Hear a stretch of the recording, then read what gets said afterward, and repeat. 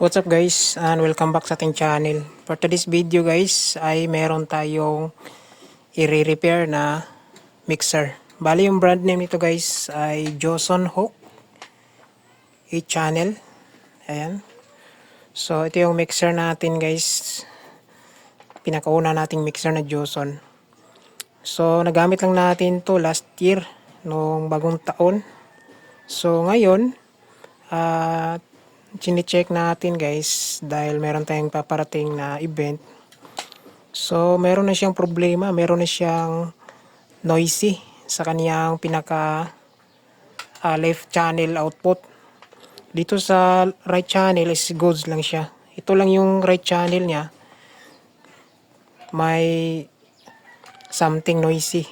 Parinig natin. Kahit naka-off yung pinaka input natin, kapag in-up natin yung volume guys, meron siyang ibang parang noisy. You know?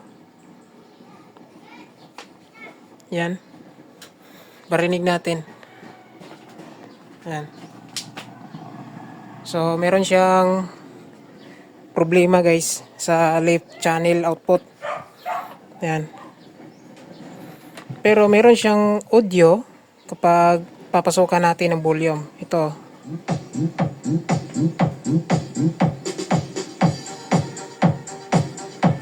So, hindi siya distorted.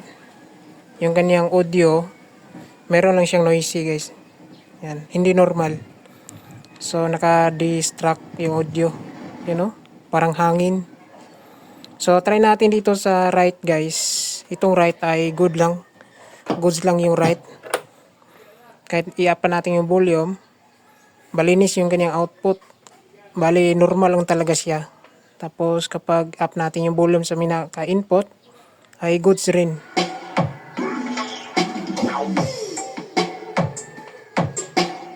Ayan o. Kapag naka-off naman guys, yung volume sa pinaka-input, malinis naman yung kanyang output guys. Ayan o. Wala siyang parang hangin, walang noisy. So, dito lang talaga sa pinaka-left channel meron siyang problema. Yan o, parinig natin ulit. Lipat natin dito. Yan o. Yan. Kumakalog. So, pangit pakinggan guys. Lalong-lalo na kapag ginagamit natin. Yan. Sumasakit yung ulo natin ito kapag ganito yung problema ng mixer. So, ngayon yung gagawin natin, bubuksan natin guys. Iti-trace natin kung ano yung dahilan kung bakit nagkaganito yung ating mixer. Yan. So, update ko po kayo mamaya guys. Babaklasin lang muna natin itong pinaka both mga knobs niya. Yan. So, bali pagtanggal natin dito guys, picturean muna natin para meron tayong kopya kapag ibalik na natin yung mga knobs kasi color coding po ito. Yan. So, babaklasin ko muna guys itong mixer na to. Sana madali natin para maging goods ulit yung output ng left channel. Ayan o. Ayan. So, bubuksan natin guys.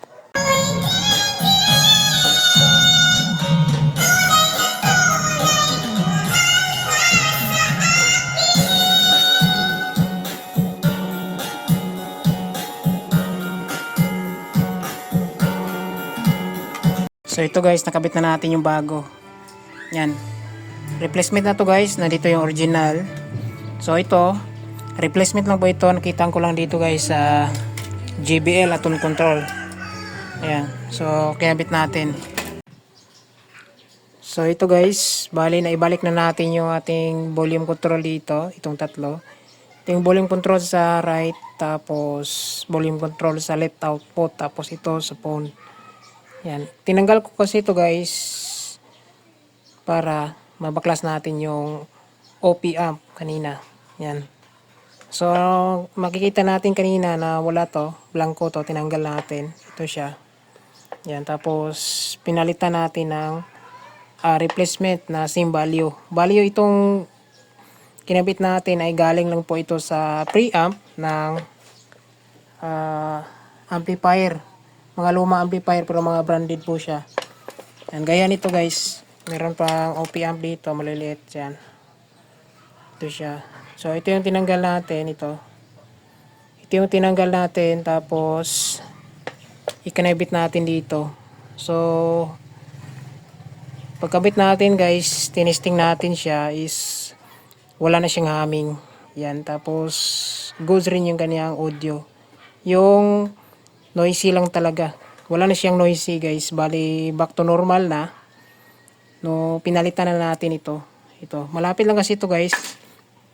Yan, malapit lang kasi ito sa volume ng left output, kaya dito natin inunan raise. Yan. Una guys, ito yung binaklas natin. Yan, ginamitan natin ito, wire lang. Yan, ginamitan natin ito. So, pagtanggal natin sa isa, tapos kinabitan natin ito is, tapos kinabitan natin yung DIY natin na wirings. Yan, hindi to SMD guys. Tapos, nung paggabit natin dito is, meron pa rin siyang noisy. Yan. So, binalik natin yung dati niya na IC dito guys. Tapos, nilipat tayo dito. Pagtanggal natin dito guys, tapos kinabitan natin dito ng DIY na wirings, ay tumino na siya. Bale, naging normal na yung audio, wala na yung kaniyang noisy or yung maingay. So, kaya nalaman natin na ito na siya, yung dito na sa mayroong problema kasi pagkabit natin ito is tumino na siya. Yan. So, tamang-tama guys. Bala ko kasi sana ito yung ikabit ko, pero alanganin ako kasi malaki siya.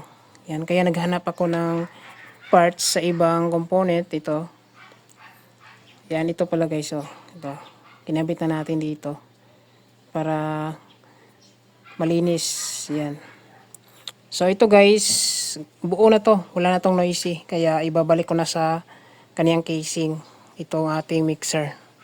Pagkatapos natin may balik guys, paparinig natin yung testing natin na wala na siyang noisy. Yan, ito lang guys yung na dito na side lang nagka problema. Kaya pinalitan natin. Ito lang guys, IC lang. Yan. Sa mga resistor, capacitor is goods naman. IC lang guys. So ito ibabalik na natin para ma-testing natin. Yan.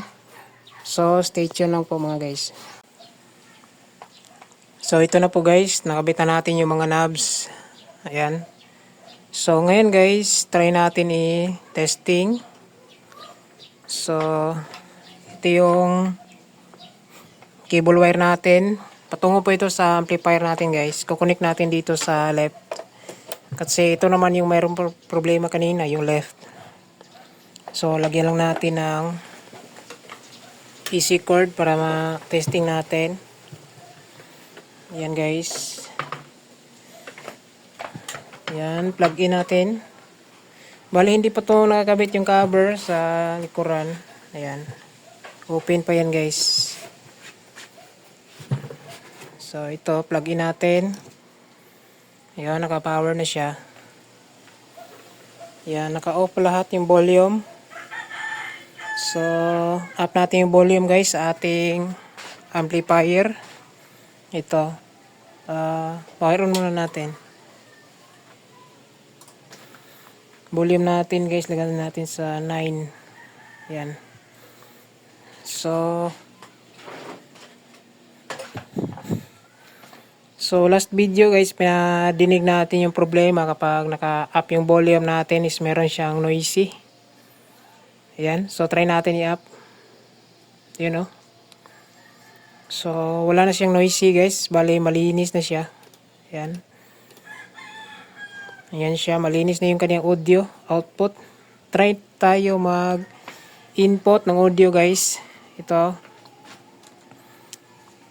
Ayan. Play tayo ng music. Ito yung gagamitin natin.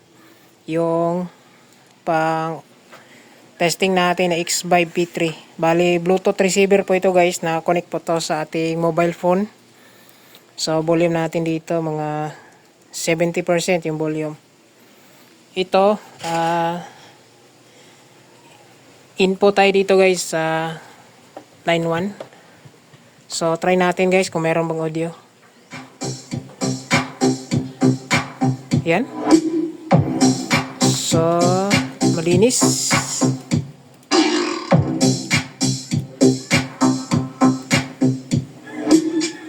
Soundwave Music Production.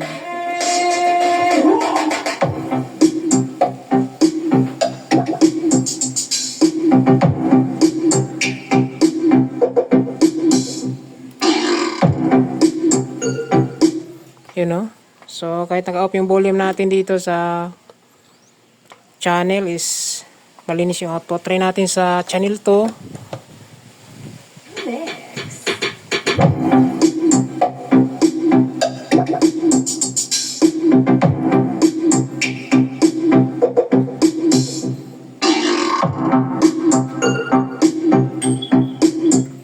So, malinis siya guys. Dito tayo sa channel 3.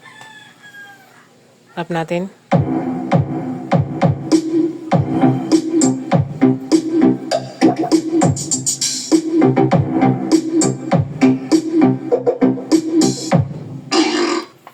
Yan, goods na goods.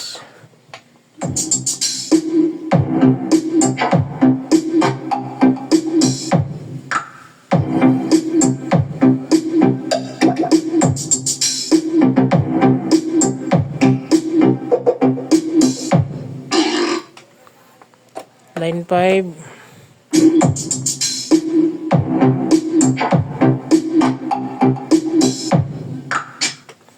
So, line 6 tayo.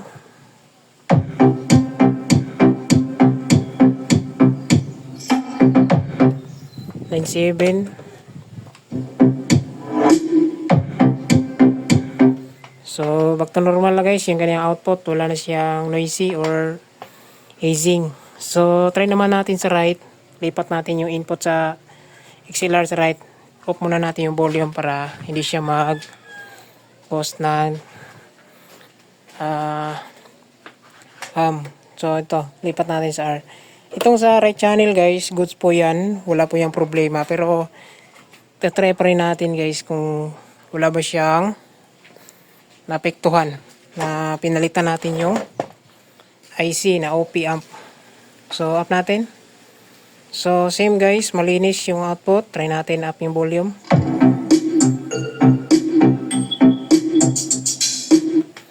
So, line 6. Codes. Channel 5. Dito tayo sa channel 4.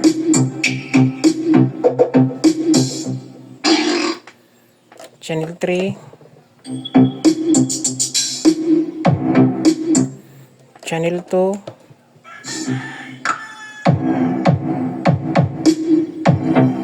So, goods mga guys. Walang napiktuhan. So, left channel lang. Balik to normal na. So, try naman natin kung yung effects hindi ba naapektuhan. Lagyan lang natin effects yung audio natin. Effects natin, master volume. Up natin yung channel dito. Lagyan natin effects.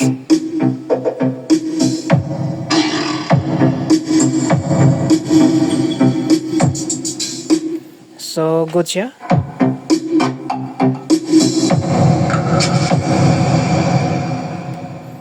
So, yan guys. Yung mixer natin is back to normal na. Malinis na yung kanyang output. So, ito lang yung rally natin guys. Isang OP amp IC na SMD yung gamit nila. 4558. Ito yung kadalasan ginagamit sa OP amp. So, ito guys, goods na. So, pwede na ito gamitin natin. So, yun lang guys yung video natin. Maraming salamat. God bless. Tsaka ingat tayong lahat guys.